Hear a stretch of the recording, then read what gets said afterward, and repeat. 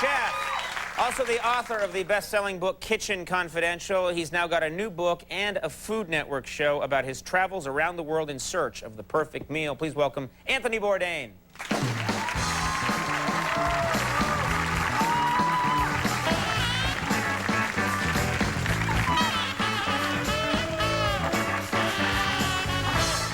So your first, this book that you did, Kitchen Confidential, big bestseller, and it made a big splash because you revealed a lot of things about restaurants. You told people don't buy fish in a restaurant on a Monday because that fish has been sitting around for a while. You said do not get mussels. You don't want to be eating mussels. You told people swordfish. This is a fish that's riddled with really, you know, huge worms, and people shouldn't be eating it. You have a restaurant yourself. Yeah. You've got a restaurant. Is any of this stuff on your menu in your restaurant? Well, naturally, we treat our mussels, you know, impeccably. Right. Fish special's not a big thing on Monday, and no swordfish. No. So you won't even sell swordfish, you think this is such it's overfished anyway, probably a good thing to stay away. You'd think cooks and chefs would be angry with me after this book, too. You know, it's been nothing Some have to be mad at you because you basically said, look out for restaurants. You're not necessarily getting what you think you're getting. Yeah. There must be a lot of people that are furious with you. You know what? Since the book came out, it's been nothing but free liquor and free food since that time. Chefs kind of dig the book. You've got a new friend, yeah. You have the mussels are good. Yeah, you have traveled the world looking for exotic foods. What's the worst thing that you ate on your trip? Probably... You're eating stuff that no one's really thought about eating before. What's the worst thing you had? Well, I set out, you know, I went to every cool place I could think of looking for kicks, and whatever came my way, I tried. Unfortunately, that included undercooked iguana tamales. That was pretty nasty. So the iguana's like still alive in the tamale, like looking at you? It might have been better alive. I mean, it was undercooked on the bone. I had the head and the paw, the whatever in mind. I've described it as, it's like chewing on an action figure if you let it marinate in your, if you let it marinate in your childhood turtle tank. It was really, really nasty. That's not a good thing. Okay, you ate a cobra, is that right? Yeah, the still beating heart, the bones, every part. What do you mean the still beating? You ate a live cobra? Well, they zip it's a tableside dish. They bring the cobra right to your table, zip the heart out. I was a little put off because my cobra handler / waiter had a big bandage on his hand. I didn't take that as a good sign. What kind of restaurant is this where they bring a cobra, show it to you, you know, slit it, the heart's beating, and then you stick your face in there and go, you know, what? Well, is this a fast food chain somewhere? It's a special event meal. Southeast Asia, Vietnam, for instance, the line between food and medicine can get kind of slim. Right. So the cobra didn't taste good?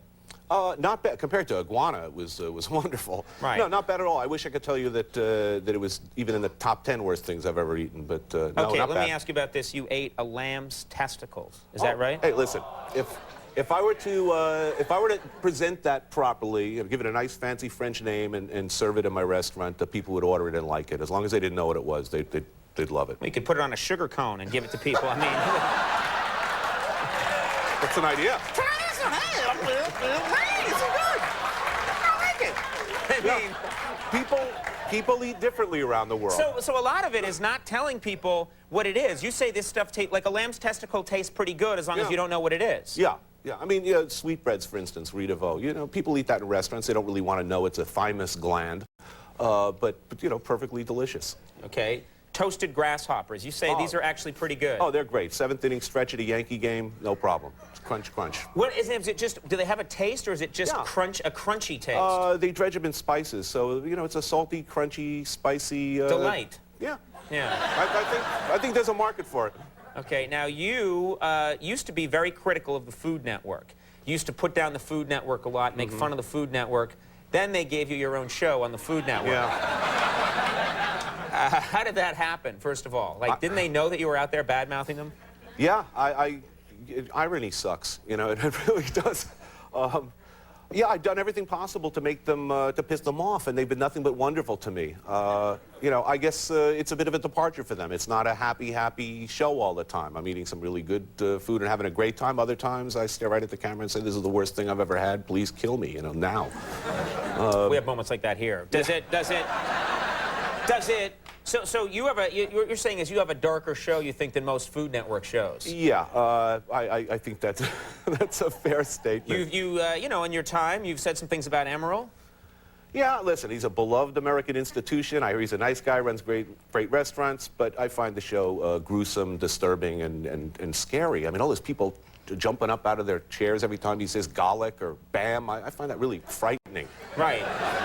You think it's sort of a mind control element going there, that people are just all hail Emeril. That's disturbing. You know, it's like Satan's infomercial. I mean, right. It's really scary. Right. Let's look get back to him. Yeah. Have you run into him? I mean, you Not said... yet. I'm worried. I'm doing the James Beard Awards this year. I'm a presenter, and I think it'll be the first time I'll be in a room with everybody I've been slagging over the years. So I'm a little concerned. You know, I go to the men's room. Is he going to be there waiting to cold cock me with a lead pipe? I hear he's got vicious sucker puncher. He'll probably have like a lamb shank. Yeah, right. You know, when he beats you, he'll be like bam, bam, bam. Well, I will just go down. I will richly deserve it. You'll richly deserve it. The book, A Cook's Tour, is available now. Why don't I have one here to hold up? Oh, this is it. That is A Cook's Tour. Wow. I thought this was the Kitchen Confidential. Cook's Tour is available now, and the Food Network show, and you love the Food Network now, airs Tuesday nights. They put the chip deep in the brain. Yep. Tuesday nights at 10:30. Anthony Bourdain, thank you for being here. Good to have you. We'll take a break. We'll be right back.